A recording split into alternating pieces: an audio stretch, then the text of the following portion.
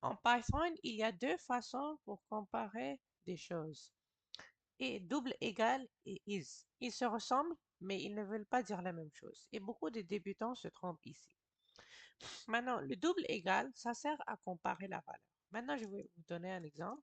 A c'est égal à 5, B c'est égal à 5, et après print, entre parenthèses, A double égal B. Voilà. Maintenant, ici, lorsqu'on va exécuter notre programme, ça va nous donner true, ce qui veut dire vrai. Ben, ça affiche true parce que 5 et 5. C'est pareil, non? Mais double égal, ça pose la question. Est-ce que c'est pareil? Maintenant, je vais vous dire le is. Le is, c'est quoi? Vous êtes probablement en train de penser que is et double égal, c'est la même chose, mais ce n'est pas le cas. Is, ça ne compare pas la valeur, mais ça compare l'objet.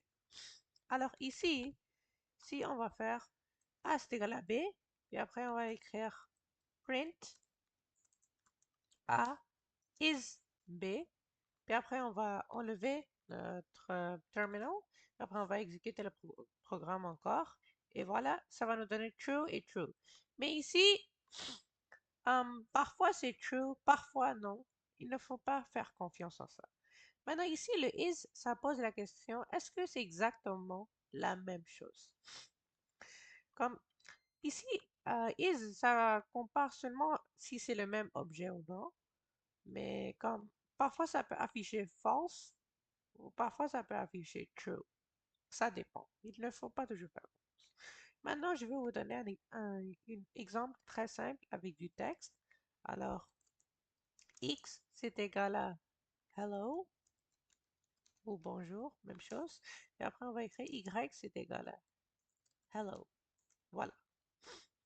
Puis là, on va écrire print x c'est égal à y. Puis après, on va exécuter notre programme et ça nous dit que c'est vrai. Car hello, c'est sûrement égal à hello.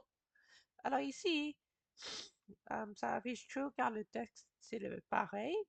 Mais ici, si on va le dire x is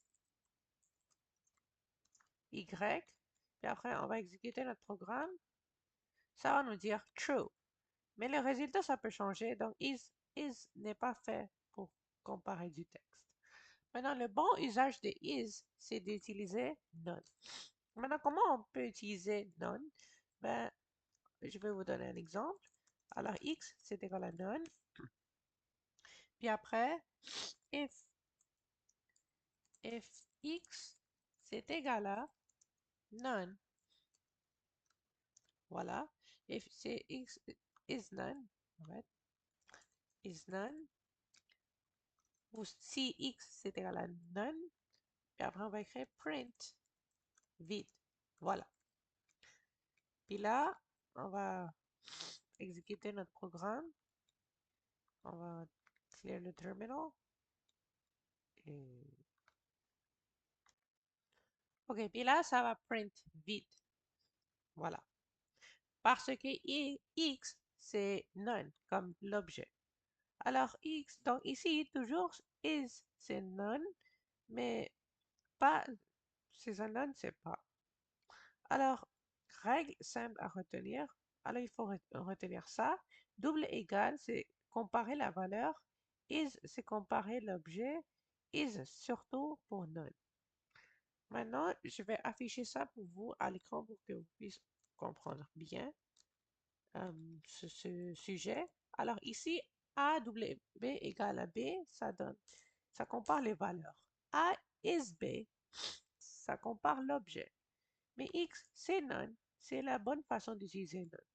Alors, pour conclure cette vidéo, si tu utilises double égal presque tout le temps et is seulement avec none, tu éviteras beaucoup d'erreurs. Dans la prochaine vidéo, on verra pourquoi changer une variable peut en changer une autre. Merci d'avoir regardé notre vidéo. S'il vous plaît, assurez-vous de m'abonner à ma chaîne. Et bye!